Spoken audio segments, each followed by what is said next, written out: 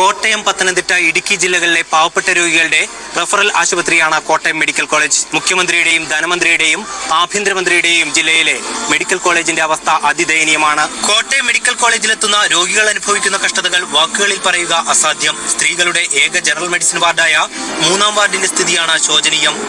65 കിടക്കകൾ മാത്രമുള്ള ഈ വാർഡിൽ എപ്പോഴും ഉണ്ടാകും 150-ലധികം രോഗികൾ. കിടക്കക്കടിയിലും തറയിലുമായി നിരവധി പേരാണ് കഴിയുന്നത്. പല സൂപ്പർ സ്പെഷ്യാലിറ്റി വിഭാഗങ്ങളിലും 2-ൽ താഴെയാണ് ഡോക്ടർമാർ. പ്രധാനപ്പെട്ട 24 വിഭാഗങ്ങളിൽ 25% ഡോക്ടർമാരുടെ കുറവുണ്ട്.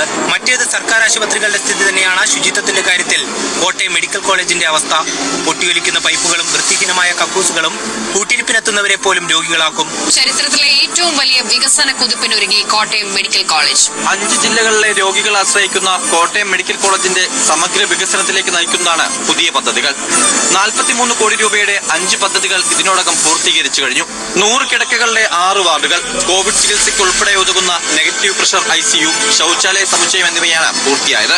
ഇതിനു പുറമെയാണ് 564 കോടി രൂപയുടെ സർജിക്കൽ സൂപ്പർ സ്പെഷ്യാലിറ്റി ബ്ലോക്കിന്റെയും നിർമ്മാണം ആരംഭിക്കുന്നത്. 8 നിലകളിലായി 400 കിടക്കകൾ, 14 ആധുനിക ഓപ്പറേഷൻ തിയേറ്ററുകൾ, 54 ICU കിടക്കകൾ എന്നിവ ഉൾക്കൊള്ളുന്നതാണ് സർജിക്കൽ സൂപ്പർ സ്പെഷ്യാലിറ്റി ബ്ലോക്കുകൾ. ആദ്യഘട്ടമെന്ന നിലയിൽ കിഫ്ബി 134 കോടി രൂപ അനുവദിച്ചു.